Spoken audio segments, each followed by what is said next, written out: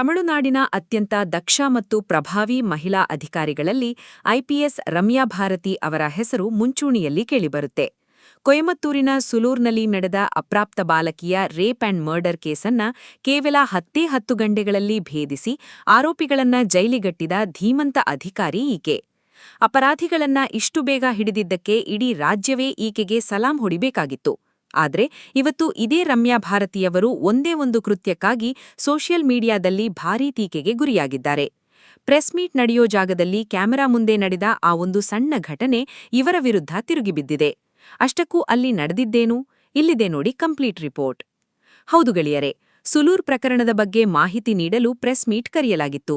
ವರದಿಗಾರರು ಬರೋದಕ್ಕಿಂತ ಮುಂಚೆ live recording on ಇರೋದು ತಿಳಿಯದೆ ರಮ್ಯಾ ಭಾರತಿಯವರು ಪಕ್ಕದಲ್ಲಿದ್ದ ಅಧಿಕಾರಿಗಳ ಜೊತೆ ಖಾಸಗಿಯಾಗಿ ನಗುತ್ತಾ ಮಾತನಾಡಿದ್ದಾರೆ.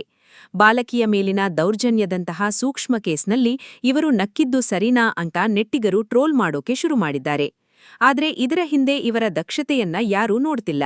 ಕೇವಲ 21ನೇ ವಯಸ್ಸಿನಲ್ಲಿ ಯಾವುದೇ ಕೋಚಿಂಗ್ ಇಲ್ಲದೆ ದಿನಕ್ಕೆ 15 ಗಂಟೆ ಓದಿ ಮೊದಲ ಪ್ರಯತ್ನದಲ್ಲೇ ಐಪಿಎಸ್ ಆದವರು ಈ ರಮ್ಯಾ ಭಾರತಿ. ಉತ್ತರ ಚೆನ್ನೈನಲ್ಲಿ ಕ್ರೈಮ್ ರೇಟ್ ಕಮ್ಮಿ ಮಾಡೋಕೆ ರಾತ್ರಿ ವೇಳೆ ಇವರೇ ಖುದ್ದಾಗಿ ಸೈಕಲ್ ತಗೊಂಡು ಒಂಟಿಯಾಗಿ ಗಸ್ತು ತಿರುಗಿದ ಲೇಡಿ ಸಿಂಗಂ ಈಕೆ. ಯಾವುದೇ ಕೋಚಿಂಗ್ ಸೆಂಟರ್ಗೆ ಹೋಗದೆ ದಿನಕ್ಕೆ 15 ಗಂಟೆಗಳ ಕಾಲ ಸ್ವಂತವಾಗಿ ಅಧ್ಯಯನ ನಡೆಸಿ ತಮ್ಮ ಮೊದಲ ಪ್ರಯತ್ನದಲ್ಲೇ ಅಂದ್ರೆ ಕೇವಲ 21ನೇ ವಯಸ್ಸಿನಲ್ಲಿ ಸಿವಿಲ್ ಸರ್ವೀಸಸ್ ಪರೀಕ್ಷೆ ಪಾಸ್ ಮಾಡಿದ ಹೆಗ್ಗಳಿಕೆ ರಮ್ಯಾ ಭಾರತಿಯವರದ್ದು. ಚೆನ್ನೈನ ಸ್ಟೆಲ್ಲಾ ಮೇರೀಸ್ ಕಾಲೇಜಿನಿಂದ ಸಮಾಜಶಾಸ್ತ್ರದಲ್ಲಿ ಪದವಿ ಪಡೆದ ಇವರು ಹೆತ್ತವರಂತೆ ದೇಶಸೇವೆ ಮಾಡಬೇಕೆಂಬ ಹಂಬಲದಿಂದ ಪೊಲೀಸ್ ಇಲಾಖೆ ಸೇರಿದ್ರು. ತಮಿಳುನಾಡು ಕೇಡರ್ ಅಧಿಕಾರಿಯಾಗಿ ಅಧಿಕಾರ ವಹಿಸಿಕೊಂಡ ದಿನದಿಂದಲೂ ರಮ್ಯಾ ಭಾರತಿ ಮಹಿಳೆಯರು ಮತ್ತು ಮಕ್ಕಳ ಸುರಕ್ಷತೆಗೆ ಮೊದಲ ಆದ್ಯತೆ ನೀಡಿದ್ದಾರೆ. ಹಿಂದೆ ಹೊಸೂರು ಮತ್ತು ಕೊಯಮತ್ತೂರಿನಲ್ಲಿ ಮಹಿಳೆಯರು ಠಾಣೆಗೆ ಬರಲು ಹೆದರಿದಾಗ ಇವರೇ ಖುದ್ದಾಗಿ ಅವರ ಸ್ಥಳಗಳಿಗೆ ಹೋಗಿ ನ್ಯಾಯ ಕೊಡಿಸಿದ್ರು. ಇನ್ನು ಅಪರಾಧಿಗಳ ಅಡ್ಡೆ ಎನಿಸಿಕೊಂಡಿದ್ದ ಉತ್ತರ ಚೆನ್ನೈನ ಜಂಟಿ ಆಯುಕ್ತರಾಗಿದ್ದಾಗ ಇವರು ರಾತ್ರಿ ವೇಳೆ ಒಂಟಿಯಾಗಿ ಸೈಕಲ್ ಗಸ್ತು ಅಂದ್ರೆ ಸೈಕಲ್ ಪ್ಯಾಟ್ರೋಲಿಂಗ್ ತಿರುಗುವ ಮೂಲಕ ಇಡೀ ನಗರದ ಚಿತ್ರಣವನ್ನೇ ಬದಲಾಯಿಸಿದ್ರು. ಪಶ್ಚಿಮ ವಲಯದ ಐಜಿ ಆದ ಮೇಲೂ ಮಹಿಳೆಯರಿಗಾಗಿ ವಿಶೇಷ ಹೆಲ್ಪ್ಲೈನ್ ಹಾಗೂ ವಾರಕ್ಕೊಮ್ಮೆ ಪರಿಶೀಲನಾ ಸಭೆಗಳನ್ನ ನಡೆಸುತ್ತಾ ಬಂದಿದ್ದಾರೆ.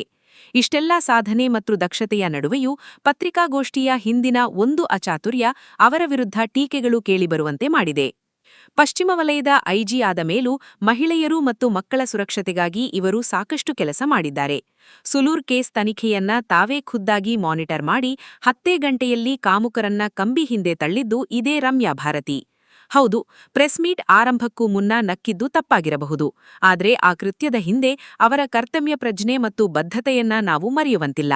ಹಗಲಿರುಳು ಕಷ್ಟಪಟ್ಟು ಕೇಸ್ ಸಾಲ್ವ್ ಮಾಡಿದ ಮಹಿಳಾ ಅಧಿಕಾರಿಯನ್ನ ಒಂದು ಸಣ್ಣ ದೃಶ್ಯಕ್ಕಾಗಿ ಈ ರೀತಿ ಟ್ರೋಲ್ ಮಾಡೋದು ಎಷ್ಟರ ಮಟ್ಟಿಗೆ ಸರಿ? ನಿಮ್ಮ ಅನಿಸಿಕೆಯನ್ನ ಕಮೆಂಟ್ ಮಾಡಿ. ಇಂತಹ ಇಂಟ್ರೆಸ್ಟಿಂಗ್ ಮತ್ತು ಸತ್ಯ ಸುದ್ದಿಗಳಿಗಾಗಿ ನಮ್ಮ ಚಾನೆಲ್ ಸಬ್ಸ್ಕ್ರೈಬ್ ಮಾಡಿ. ಧನ್ಯವಾದಗಳು.